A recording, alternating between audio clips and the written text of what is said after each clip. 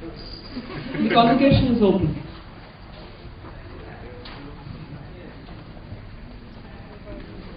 Honorable Chief Guest, Chairperson Mrs. Rai, members of the Governing Council, faculty members, parents, and my dear students. It is my pleasure and privilege to welcome you all to the convocation ceremony for the class of 2010. I'd like you all to join me in extending a very warm welcome to our Chief Guest, Mr. Shekhar Gupta, Editor-in-Chief, The Indian Express.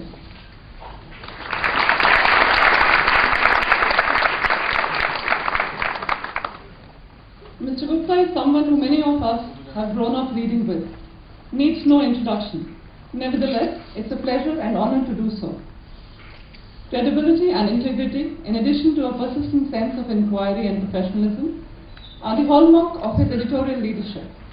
In his own writings, as well as under his editorship, Mr. Gupta has helped build the foundation of modern Indian journalism that is fearless, fair, and fiercely independent. His work has effected change in several areas, including government policy and legislation. As a reporter and then an editor with India Today, Mr. Gupta has always brought to his readers a ringside view of contemporary history, from Operation Blue Star to the Olympic Games in Los Angeles, the student uprising in Tiananmen Square, to the fall of Berlin Wall and the first Gulf War after Iraq invaded Kuwait. His weekly column called National Interest is one of the most credible and independent voices in the media. It is a touchstone for new ideas in politics, governance, society, business, and sports, and is also the subject of a forthcoming book. He also hosts an interview-based, extremely popular program, Walk the Talk, on the NDTV 24/7. He has authored books, namely Assam, A Valley Divided, and India Redefines Its Role, published by the Oxford University Press.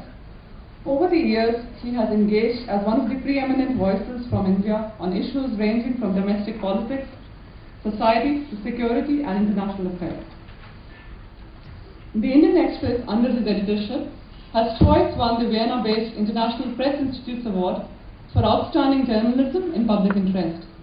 The first time for its coverage of the Gujarat riots of 2002, and the second time for uncovering the Bihar flood relief scandal of 2004, and a series of investigative reports which revealed how tigers were disappearing from national reserves. Mr. Shekhar Gupta is the recipient of several awards and honors, including the Young Journalist of the Year Award, G.K. Reddy Award for Journalism, and the Fakhruddin Ahmed Award for National Integration. For his journalistic achievement and his service to the cause of ideas and public debate, he was honored with the Padma Bhushan in 2009. It's a privilege for all of us here to have you our Chief Guest today.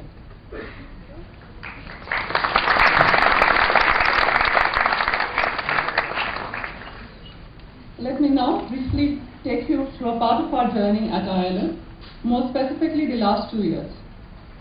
As a progressive and learning institute, ILM continuously strives to improve in all its facets. Starting from a batch of 60 students in 1993, ILM today has grown leaps and bounds with multiple campuses and programs catering to over 2,000 students each year. The postgraduate program in management is our flagship program that prepares students for individual enterprise and careers in business and management.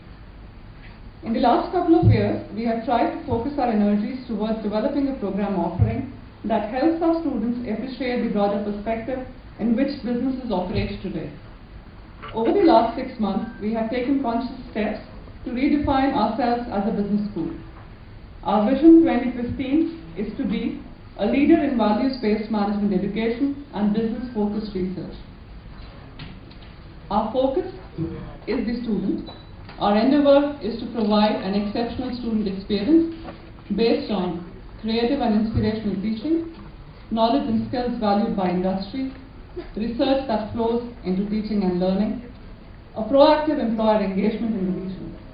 We are aiming at maximizing the learning value add in the 2 years that the student spends with us. The curriculum is not only matched with the best schools in India and abroad, but also updated constantly with the feedback from industry. A proactive advisory board and governing council that meets 3 times a year to review program structure, course content and delivery gives us continued advice in this area. We have also made conscious efforts to engage industry more actively in program design and delivery by means of visiting professors from industry, curriculum conferences, industry-focused seminars, and sponsored programs. We have found the exercise more than useful and have received positive feedback both from the industry and students on these initiatives. We do realize we still have a long way to make this really embedded in the processes and systems across campuses. We also continue to provide a cross-cultural exposure to our students. In the last 2 years, 15 distinguished international faculty have visited IIM to offer full credit courses, primarily to enrich content and delivery along with an exposure to global culture. With over 15 international partnerships, we have also received more than 20 exchange students from various universities in France, Germany, Austria, Korea, and China in these years. 7 of our postgraduate students are currently spending a 6-month time at one of our partner schools in Europe. That brings me to our reason for being here today, the graduating students. The energy and enthusiasm of the graduating batch that leaves with many new ideas, learnings, dreams, and conviction to infuse and change the world around is really infectious. Close to 700 students are being awarded their postgraduate awards today. To the graduating batch, what I'd like to say is, it's your time, your world, and you make it the way you want it to be. A world that today needs individuals who are sensitive to socio-economic sustainability and growth in the same line of thought. We lost one of the greatest management thinkers, Professor C.K. Prahalad, who in this very auditorium 2 years back, while receiving the 2008 IIM Global Thinkers Award, took us through his vision of growth, focusing on the models that work at the bottom of the pyramid, ensuring social sustainability and growth for the society, and a business model for organizations. As we pay our respects to Professor Prahalad, I quote his words for India.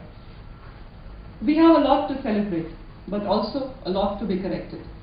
The seeds of greatness and failure seem to coexist. India today is at an inflection point, and it needs urgently to choose the path of change and innovation. As much his words hold true for the nation, they are equally applicable